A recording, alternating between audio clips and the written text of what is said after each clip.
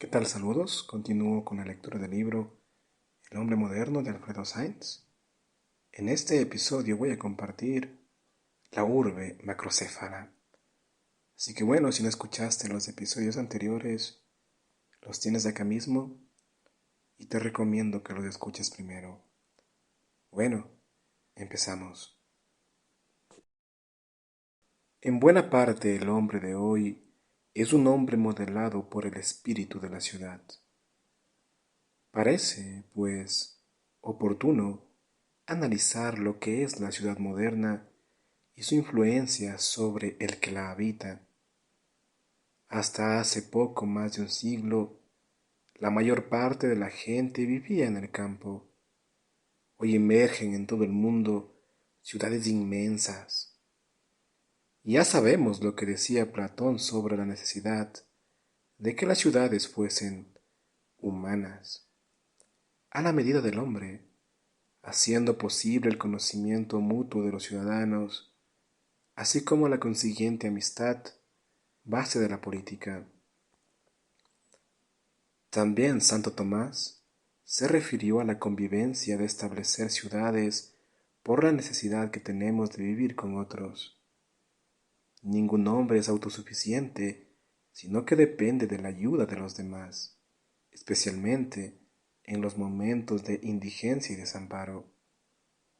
La fundación de las ciudades es necesaria para la comunidad de la muchedumbre de gente, sin lo cual el hombre no puede vivir decentemente. Y esto se dice tanto más de una ciudad que de un castillo o aldea, cuando en ella para la suficiencia de la vida humana hay más artes y artesanos, de lo cual se componen las ciudades.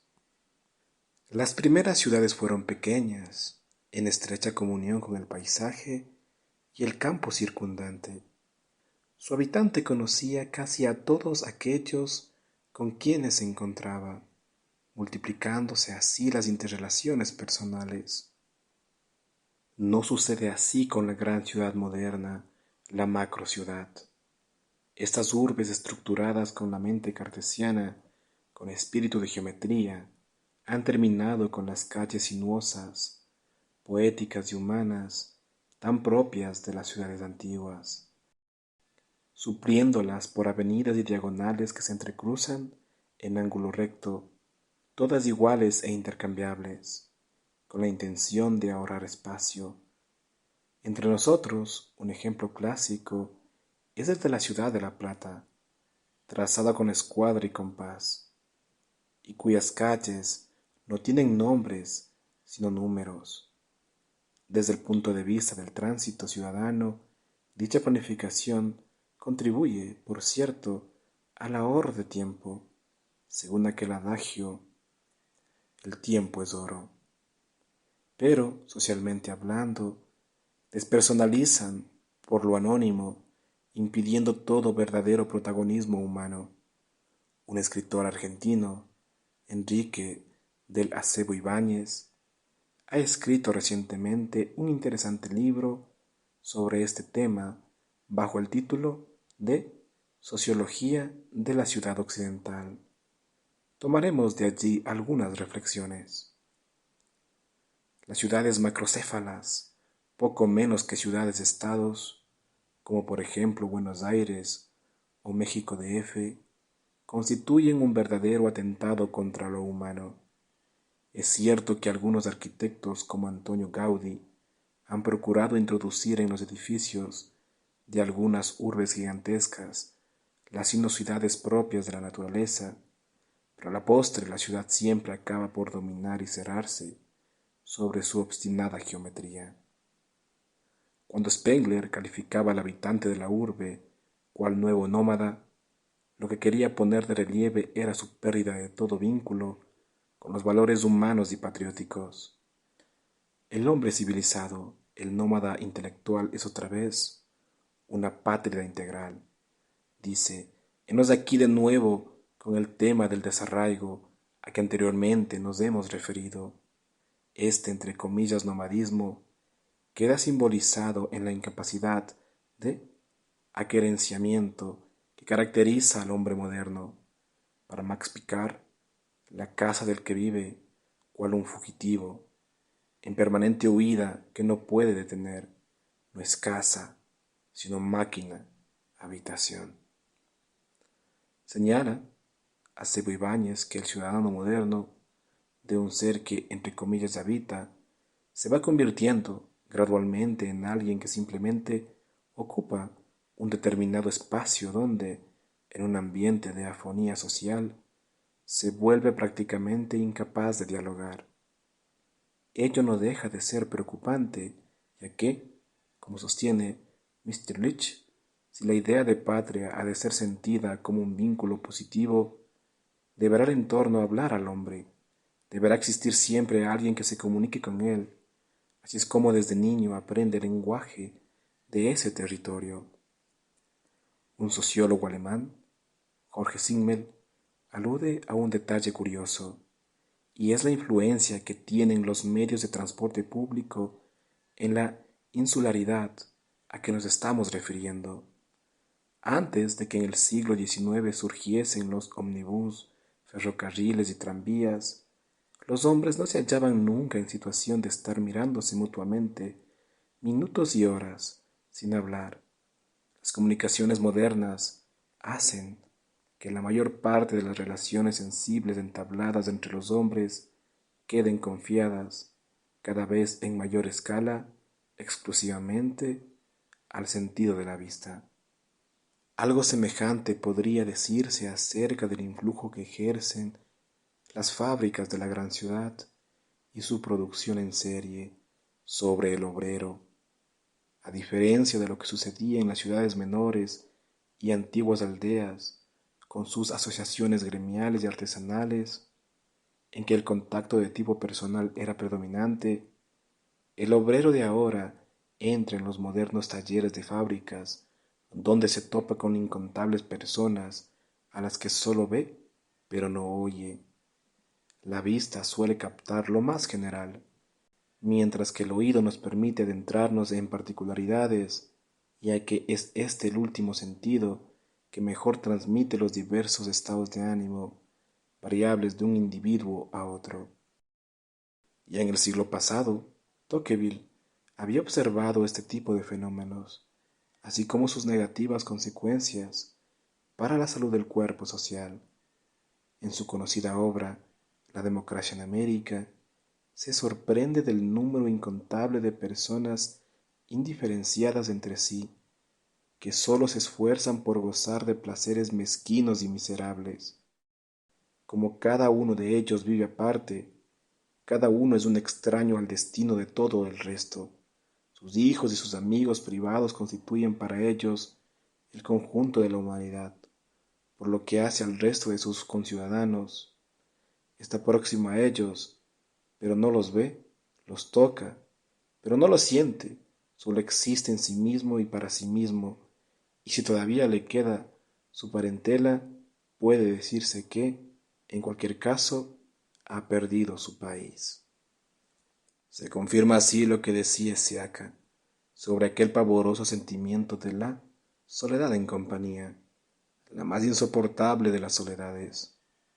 La conversación se ve sustituida por las charlas. Por lo demás, como escribe el filósofo italiano, para comunicarnos con nosotros se necesita tiempo, y hoy nadie lo tiene. Tampoco se cultiva el género epistolar, tan apreciado hasta no hace mucho. Basta ver las cartas que nos quedan de los antiguos, Cicerón, San Agustín, Bossuet y tantos más. Nadie está dispuesto para nadie. Cada uno está disponible para las cosas, para los negocios y para aquello que sirve a sus intereses, no para sí mismo y para los demás, excepto cuando los demás entran en la órbita de sus intereses materiales. Recuerdo que estando una vez en un pueblito muy pequeño del norte argentino, a donde no llega el pavimento, llamado Santa Victoria, bastante alejado de la capital de la provincia de Salta, uno de sus moradores me contaba que había estado durante un tiempo en Buenos Aires, pero que no había podido aguantar. La gente, me decía, Se encuentran todos los días en el colectivo o en el subterráneo, pero nadie parece conocerse, ni se saludan. Yo prefiero vivir acá. Bueno, acá una acotación, o sea, ya ni siquiera en el trabajo se saludan, ¿no? A veces saludas y es como si hablaras a la pared. Todo el mundo está en el celular, o ya nada, o sea, lo que hice acá, la verdad, cuando uno va al campo, es otro mundo. Todavía acá en nuestros países, ¿no? No sé qué pasará ya en Estados Unidos, ¿no? Bueno, continúo. Para protegerse contra el desarraigo del medio ambiente de la gran ciudad, a menudo el hombre singular, que vive poco menos que el descampado social, se cierra neuróticamente sobre sí mismo, con lo que se sumerge en un aislamiento aún mayor. Porque sí, por una parte, la gran ciudad masifica, nivelando las personalidades, por otro hace que el hombre reaccione con una actitud marcadamente egoísta, en un retraimiento compulsivo y su correspondiente carga patogénica. De ahí la presencia de un individualismo extremo. El hombre se va transformando, como hemos visto, en simple número, en pieza fácilmente intercambiable dentro del gran engranaje. En las grandes urbes, el todo se va imponiendo a las partes, pero no abarcándolas, compendiándolas, sino destruyéndolas al indiferenciarlas. Es precisamente frente a este cada vez mayor peso de lo social y tecnológico como el habitante de la metrópoli reacciona a menudo con un individualismo extremo, a modo de desesperado intento por salvaguardar su más propia e íntima personalidad. Dicho intento hace que a veces adopte actitudes extravagantes en busca de una originalidad a cualquier precio. Quiere hacerse notar, sale de una casa con ropa desgarbada y deshilachada, tiñe su pelo de azul. Así las metrópolis se van convirtiendo en extraños escenarios donde se representan esos ensayos de pseudo individualización, mal remedio de una auténtica personalidad.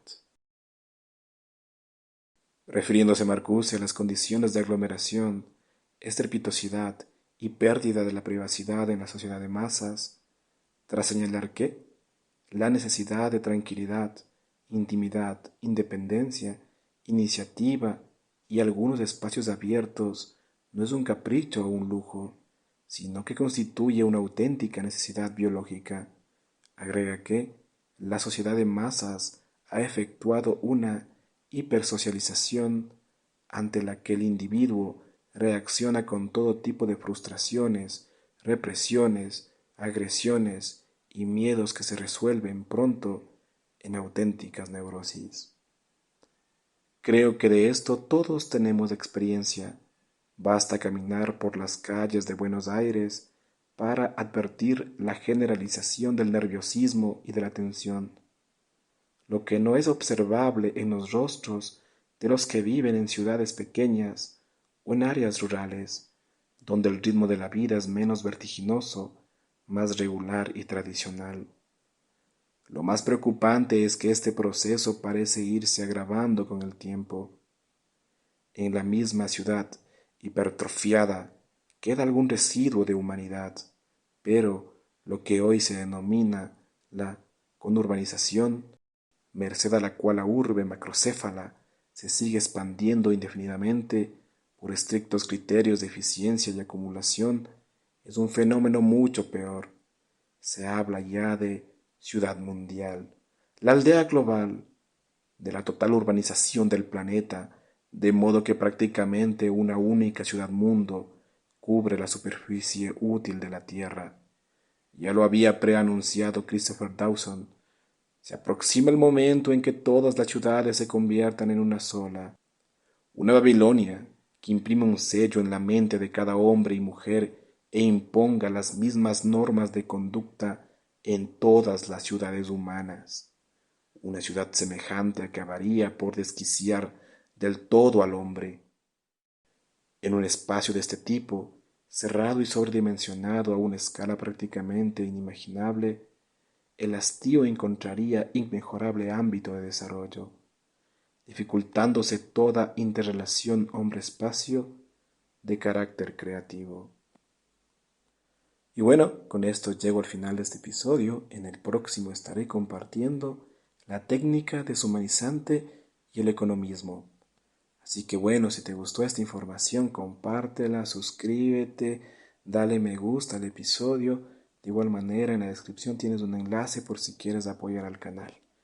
Y bueno, sin nada más que decir, me despido. Hasta una próxima oportunidad. Gracias.